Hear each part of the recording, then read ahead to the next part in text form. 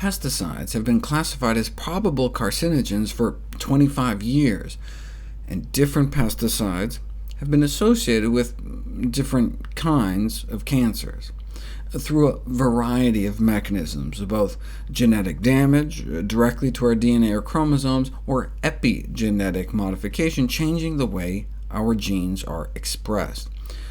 But that's for workers who are spraying them. Exposure to pesticide residues that remain on the food are at much lower levels. More recently, higher cancer rates have been noted in those that live in areas where they spray a lot. But what about just the food we buy at the store?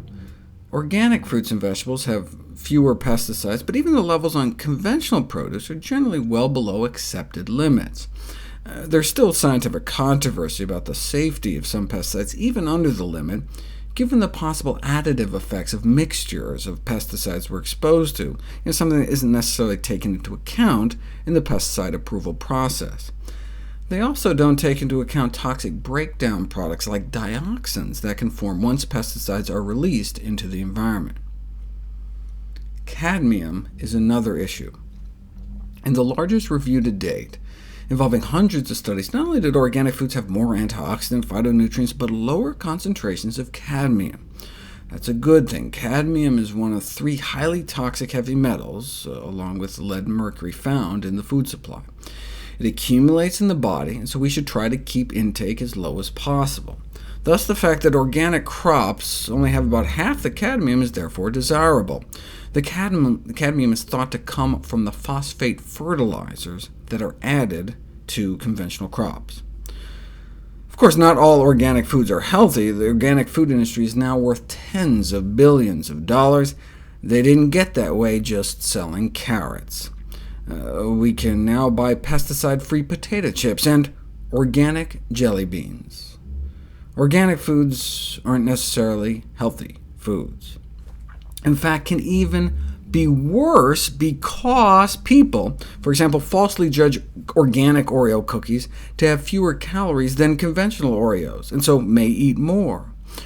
Foregoing exercise was deemed more acceptable when the person had just chosen organic rather than conventional dessert. In fact, leniency towards foregoing exercise was slightly greater after choosing an organic dessert than after eating no dessert at all. Organic cookies were viewed as having negative calories. But organic junk food is still junk food.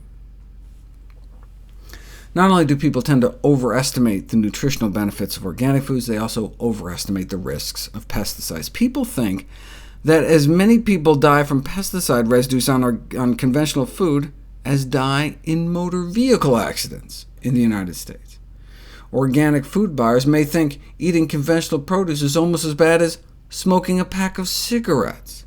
That kind of thinking is dangerous, because it could potentially lead to a decrease in overall fruit and vegetable consumption. If just half the U.S. population were to increase fruit and vegetable consumption by a single serving a day, an estimated 20,000 cancer cases might be avoided each year. That's how powerful produce may be. But because the model was using conventional fruits and veggies, the pesticide residues on those extra fruits and vegetables would result in 10 additional cancer cases. So overall, if half of us just ate one more serving, we'd just prevent 19,990 cases of cancer every year. Now, this was a paper written by scientists for hire, paid for by the Alliance for Food and Farming, which is a bunch of conventional produce growers. So they probably exaggerated the benefits and minimized the risks. But I think the bottom line is sound. We get a tremendous benefit from eating conventional fruits and vegetables that far outweighs whatever tiny bump in risk from the pesticides. But hey, why accept any risk at all when you can choose organic? I agree. But we should never let concern about pesticides stop us from stuffing our face with as many fruits and vegetables as possible.